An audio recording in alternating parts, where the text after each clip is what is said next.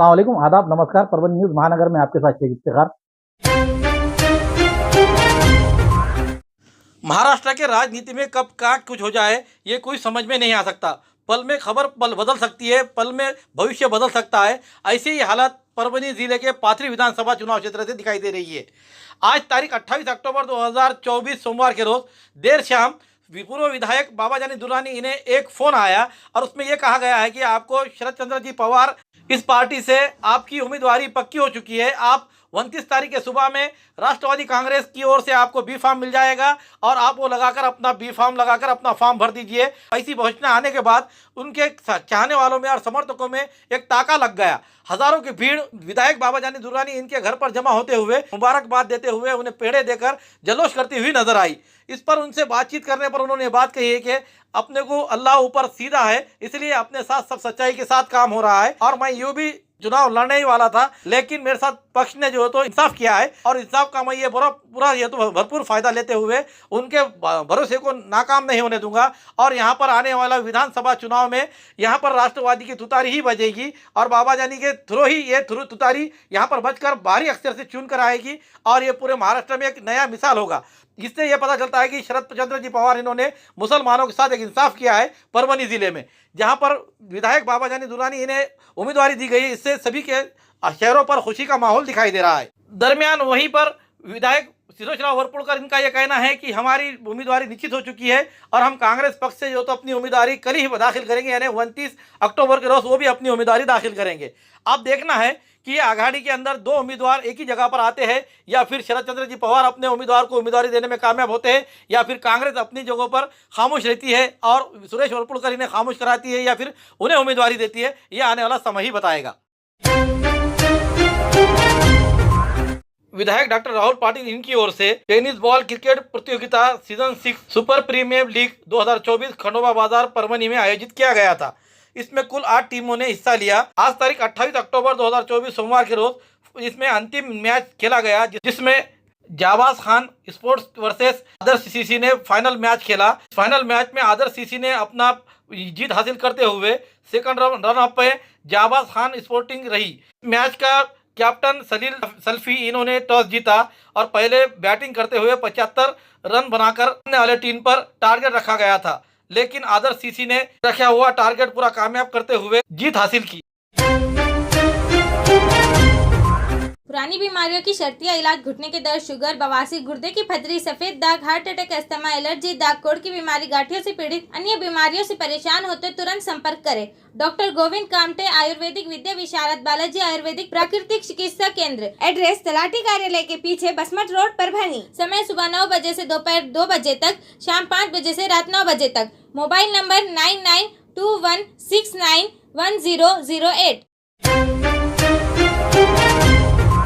जिंतूर विधानसभा चुनाव क्षेत्र से महायुति के उम्मीदवार सो मेघना साकोरे बोर्डीकर इन्होंने तारीख 28 अक्टूबर 2024 सोमवार के रोज शक्ति प्रदर्शन जोरदार करते हुए अपना उम्मीदवारी अर्ज दाखिल किया।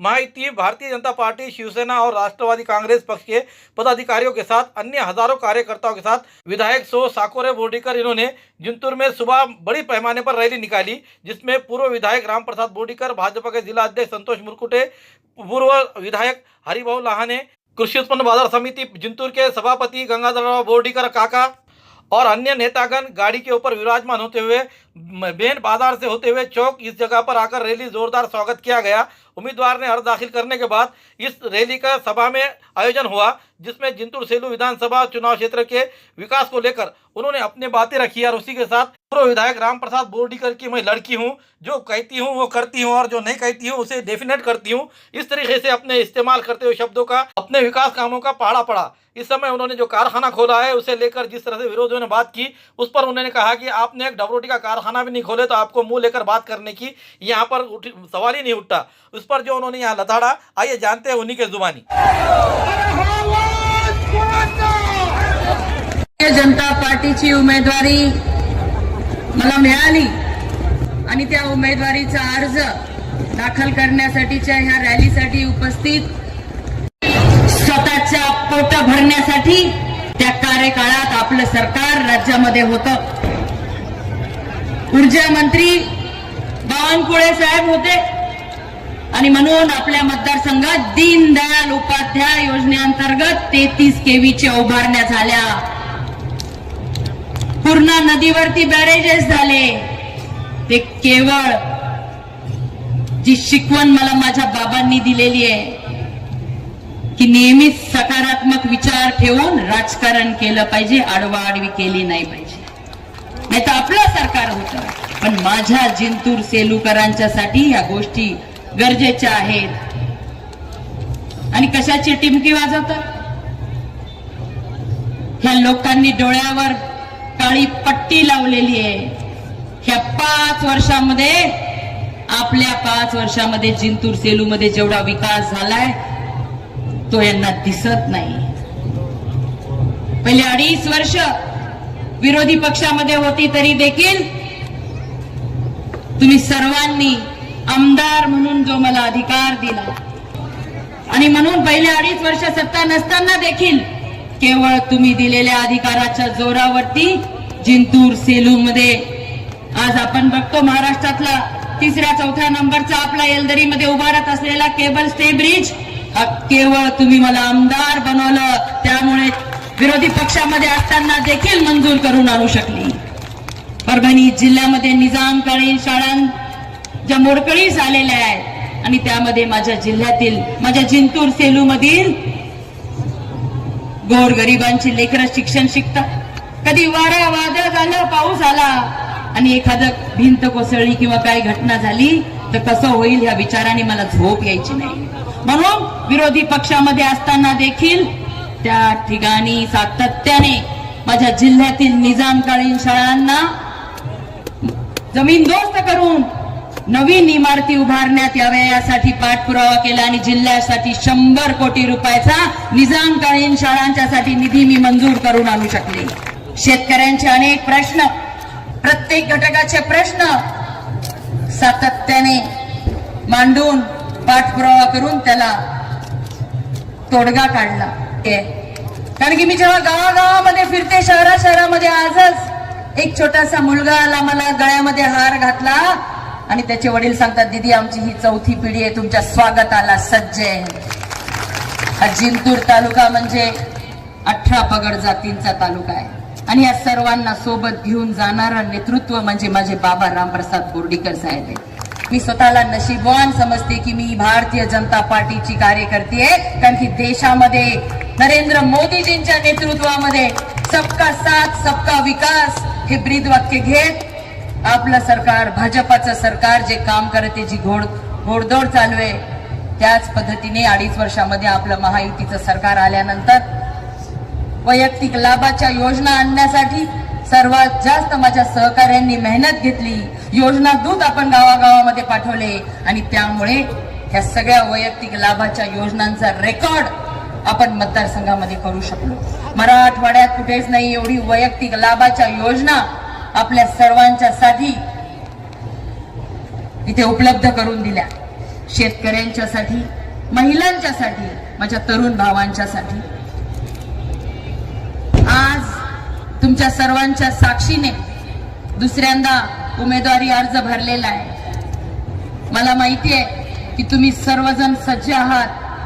20 तारखेला जास्तीत जास्त मतदान हे कमळ निशाणी समोर टाकून घेण्यासाठी. पण मला तुम्हाला सांगायचं, जिंतूर सेलूची जनता वैतागली होती हप्तेखोरीला, बैल चोराला, टक्केवारीला. आणि सुरेश भाऊनी काय सांगितलं, अंकल काय तर म्हणे आपला कारखाना 15 दिवस भावनाताई आज आल्या नाही, दिवाळी निमित्त घरी गेल्या. आपले चेअरमन ताई, कारखाना आपला मागच्या निवडणुकीच्या दरम्यानच काही कारणास्तव थोडासा उशिरा सुरू झाला, तर म्हणे भंगार आणून ठेवले. अरे बोर्डीकर आहेत, बोर्डीकर जे करतात ते पूर्ण खरं करत असतात. उगा नौटंकी कोणती निवडणूक आली म्हणून करत नाही. स्वाभिमानी आहे माझा बाप आणि माझ्या बापाची शिकवण आहे. निवडणुकीपुरते भूल थपा देणारे आम्ही नाहीत. कारखान्याला पैसा आमचा लागलाय तर ह्याच्या पोटात दुखायला लागला. काय म्हणे, भंगार आणून ठेवले चिमणीचा धूर. अरे जेव्हा धूर निघाला, धूर इकडून निघाला. काही कारणास्तव आपला कारखाना थोडासा उशिरा सुरू झाला, तर मागच्या निवडणुकीच्या टाइमला काय म्हणे, संन्यास घेणं. निर्लज्ज लोक आहे. आता आली दुसरी निवडणूक, एक नाही तर दोन कारखाने आपल्या भावनाताईंनी या ठिकाणी चालू करून दाखवलेले आहे. अरे ज्यांनी कधी डब्बर रोटीचा कारखाना काढला नाही, त्यांनी आमच्या साखर कारखान्याच्या बाबतीत काही बोलू नये. इथं आमचे इकबाल भाई आहेत, डब्बर रोटीचा कारखाना चालवतात. कितनी तकलीफ होती है कारखाना चलाने में. डब्बर दीदी बनवण्याची जबाबदारी माझी आहे. माझ्या प्रत्येक तरुणाला सातत्याने माझ्या बाबांनी प्रयत्न केला की प्रत्येक कुटुंबाला आर्थिक हातभार लावू शकेल, आणि त्यांनी सातत्याने प्रत्येक तरुणाला कामाला लावण्याचा उद्योग उभारून देण्याचं काम केलं. मग कृषी उत्पन्न बाजार समिती असो, जिल्हा मध्यवर्ती बँक असो, किंवा आपला तुळजाभवानी साखर कारखाना, ज्या ठिकाणी 400 मुलांना आपण नोकरीला लावलेला आहे. अनेक मुला मुली डॉक्टर झाले. जेव्हा मला कधी येऊन भेटून सांगतात, आज ते मुंबई पुण्यासारख्या ठिकाणी प्रॅक्टिस करतात, कुणाचे स्वतःचे हॉस्पिटल झालेले, आणि सांगतात दीदी आम्हाला साहेबांनी मदत केली होती म्हणून आज आम्ही इथं आहे. साहेबाचे उपकार आम्ही आयुष्यभर फेडणार नाही. मन भरून येतं की किती मोठं काम माझ्या बाबांनी करून ठेवलेलं आहे. प्रत्येकाच्या वैयक्तिक आयुष्यामध्ये त्या कुटुंबाचा मोठा व्यक्ती केलेला तिच्या घरी. शहरातील महिला मला म्हणते आम्हाला घरी बसून काहीतरी काम द्या. प्रत्येक महिलेला, शहरी महिलांना तिच्या घरी बसून तिची उत्पन्न वाढलं पाहिजे याच्यासाठी काम देण्याची जबाबदारी माझी आहे. माझ्या तरुण भावांना त्यांचं कुटुंब चांगल्या पद्धतीने सांभाळता आलं पाहिजे.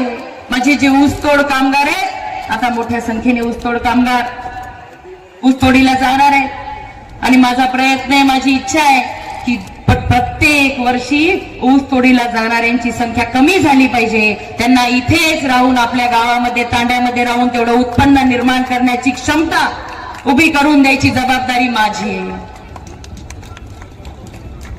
आपल्या जिंतूर सेलू मधील प्रत्येक शाळकरी मुला मुलीला दर्जेदार शिक्षण भेटावं देण्याची जबाबदारी माझी आहे. आज तुमच्या सर्वांच्या साक्षीने दुसऱ्यांदा उमेदवारी अर्ज भरलेला आहे. मला माहिती आहे की तुम्ही सर्वजण सज्ज आहात.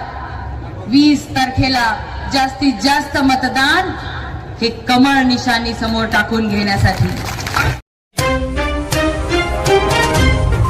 खूबसूरती का राज डॉक्टर हाशमी के पास. बालों का झड़ना, चेहरे के दाग व धब्बे, दीगर समस्याओं का इलाज हमारे पास. हमारे अपने बनाए हुए प्रोडक्ट्स 100% नेचुरल, कुदरती तौर पर इलाज बगैर किसी साइड इफेक्ट के साथ पूरी तरह से कुदरती व खालिश प्रोडक्ट्स आपके सामने बनाए जाएंगे. हमारे खुद के बनाए हुए प्रोडक्ट शिकाकाई, रीठा, आंवला, मेथी, गुड़हल के फूल, भिंगरा, एलोवेरा के जरिए हर्बल ऑयल वो हर्बल शैम्पू बालों का झड़ना व डैंड्रफ को खत्म करने के साथ सर की खुजली को खत्म करे. पतले बालों का इलाज फायदेमंद है. साथ ही बालों को लंबा, घना और खूबसूरत बनाए. चेहरे के दाग धब्बे, कील, मुहासे, रूखी त्वचा वो चेहरे की झुर्रियां खत्म करे. साथ ही चेहरे को खूबसूरत बनाता है. खूबसूरती का राज डॉक्टर हाशमी के पास. हमारे पास ऑयल मशीन है जिससे हम आपके लाए गए खोपरा, कलौंजी, बादाम व अन्य सामग्री का तेल निकाल कर देंगे आपके सामने. एड्रेस डॉक्टर हाशमी मिनाज, खान साहब बिल्डिंग के पीछे, दरगाह रोड, परभनी. 8421522947, 8669131304. मिलने का समय सुबह 9 बजे से दोपहर 2 बजे तक और शाम 5 बजे से रात 9 बजे तक. वंचित बहुजन आघाड़ी की ओर से आज तारीख 28 अक्टूबर 2024 पाथरी विधानसभा चुनाव क्षेत्र से वंचित बहुजन आघाड़ी के उम्मीदवार सुरेश फड़ीनों ने अपना शक्ति प्रदर्शन करते हुए उम्मीदवारी अर्ज दाखिल किया है. इस समय उनके साथ वंचित बहुजन आघाड़ी पक्ष के निरीक्षक गोविंद दड़वी, महिला जिला अध्यक्षा सुनीता साळवे, इनके अलावा वंचित बहुजन आघाड़ी के पदाधिकारी कार्यकर्ता बड़ी संख्या में हाजिर थे. इस समय बोलते हुए सुरेश फड़ीनों ने कहा कि पाथरी विधानसभा में विविध विकास कामों के मुद्दे को लेकर वंचित बहुजन आघाड़ी अपनी चुनाव लड़ेगी और इसमें जीत हासिल करेगी. आम्ही आज मुहूर्त काढून पक्षाध्यक्षाच्या धोरणाने आज वंचित आघाडीच्या असंख्य कार्यकर्त्याचं आम्ही अर्ज दाखल केलेला आहे. आपल्यासमोर असू द्या ना, दिग्गज असू द्या, लोक त्यांना कंटाळून गेलेले. प्रस्थापिताच्या विरोधात वातावरण आहे, ओबीसीच्या विरोधात वातावरण आहे. आमचा विजय सहज निश्चित होणार आहे. कुछ दिनों पहले मराठा योद्धा मनोज जरांगे पाटिल इन्होंने राज्य के इच्छुक उम्मीदवारों की बैठक लेते हुए सभी को उम्मीदवारी अर्ज दाखिल करने की सूचना की थी। उसी के तहत आज 28 अक्टूबर 2024 के रोज परभनी के पाथरी विधानसभा चुनाव क्षेत्र मनोज दादा जरांगे पाटिल इनके 25 इच्छुकों में से 5 इच्छुक उम्मीदवारों ने आज अर्ज दाखिल किए हैं। 5 जनों ने मिलकर जो मनोज दादा जरांगे पाटिल पर अपनी उम्मीदवारी बताते हुए उसी में से अधिकृत उम्मीदवार जो रहेगा उसके लिए सभी मिलकर लड़ाई लड़ेंगे, तन मन धन से लड़ेंगे। उन्होंने इस समय क्या कहा, आइए जानते हैं। यावेळेची विधानसभेची निवडणूक ही प्रस्थापित विरुद्ध विस्थापित अशा प्रकारची. श्रद्धेय संघर्ष योद्धे मनोजदादा जरांगे पाटील यांनी मागच्या 14 महिन्यापासून जे वेगवेगळे प्राणांतिक उपोषणं केले, त्यांचा उपोषण करण्याच्या मागचा जो हेतू होता की या महाराष्ट्रामध्ये जो सामान्य जनता आहे, मग शेतमजूर असेल, शेतकरी असेल, गावखेड्यामध्ये राहणारा, तांड्यावर वस्तीवर राहणारा जो सामान्य नागरिक आहे, त्याच्यासाठी लोकशाहीची दारं उघडी करण्याचा जो काही हेतू आहे, त्या हेतूच्या उद्देशानं आम्ही सर्वांनी एकत्रित या ठिकाणी अर्ज भरलेला आहे. या लढाईमध्ये मोठ्या प्रमाणामध्ये मुस्लिम समाज, बौद्ध समाज व इतर ओबीसी समाजसुद्धा मनोजदादांच्या मागे खंबीरपणे उभा आहे. वर पाहता चित्र असं निर्माण करण्यात येतं की ही जातीची लढाई आहे. वास्तविक गावखेड्यामध्ये राहणारा मराठा समाज असेल, ओबीसी समाज असेल, बौद्ध समाज असेल, यांचे भिंतीला भिंती आहेत. यांचं रोजचं बसणं उठणं सोबत आहे. अतिशय गुण्यागोविंदानं आणि संतांच्या विचारानं राहणारा हा खेड्यापाड्यातला महाराष्ट्र आहे. याची जी काही सामाजिक वीण आहे, याची जी काही सामाजिक शांती आहे, ही जरांगे पाटील कधीही भंग होऊ देणार नाही. डॉक्टर बाबासाहेब आंबेडकरांना अभिप्रेत असलेली लोकशाही सामान्य माणसाच्या शेवटच्या घटकापर्यंत पोहोचण्यासाठी आमचे श्रद्धेय मनोजदादा जरांगे पाटील अहोरात्र झटत आहेत. जे काही समीकरणं ते जुळवू पाहत आहेत. या ठिकाणी लढाई ही दिग्गजांची असं संबोधलं जातं. वास्तविक लोकशाहीमध्ये नेता दिग्गज नसतो, तर मतदार दिग्गज असतो. एवढं सामान्य गणितसुद्धा समजायला लोकांना आज वाव नाही. आणि म्हणून ज्या पद्धतीनं विचाराचं प्रसारण मागच्या 1.5 वर्षापासून मनोजदादांनी केलेलं आहे, तुम्हाला खात्री देतो की अख्ख्या महाराष्ट्रामध्ये 36 जिल्हे मनोजदादांचे बाले किल्ले आहेत. आणि आम्ही सर्वजण मनोज जरांगे आहोत, एवढं तुम्हाला या निमित्तानं सांगतो. ही लढाई आम्ही एक हाती जिंकू असा विश्वाससुद्धा तुम्हाला देतो. कोणी जर कदाचित असा गैरसमज करून घेत असेल की मनोजदादांनी उमेदवार दिले आणि 25 जणांनी फॉर्म भरले, याच्यावर हसण्याचं कारण नाही. उलट हे 25 जण मनोजदादांची ताकद आहेत, हे आम्ही पाथरी विधानसभा मतदारसंघातून दाखवून देऊ. आमच्यापैकी कुणी उमेदवार असू द्या, आम्ही एक तन मन धनानं त्याचा प्रचार करू. नुसता प्रचार नाही, 23 तारखेला तुम्ही विजय पाहाल. तुम्हाला नक्कीच या ठिकाणी मनोजदादांच्या विचाराचा विजय झालेला दिसेल. हमारी न्यूज़ आपको किस तरह पसंद आ रही है, इसके बारे में लाइक करें, शेयर करें, कमेंट्स करें. अब तक हमारे चैनल सब्सक्राइब नहीं किया तो सब्सक्राइब जरूर करें. साथ ही साथ बेल आइकन का बटन जरूर दबाएं और फेसबुक पर भी हमें फॉलो करें. Subscribe now and press the bell icon. Never miss an update.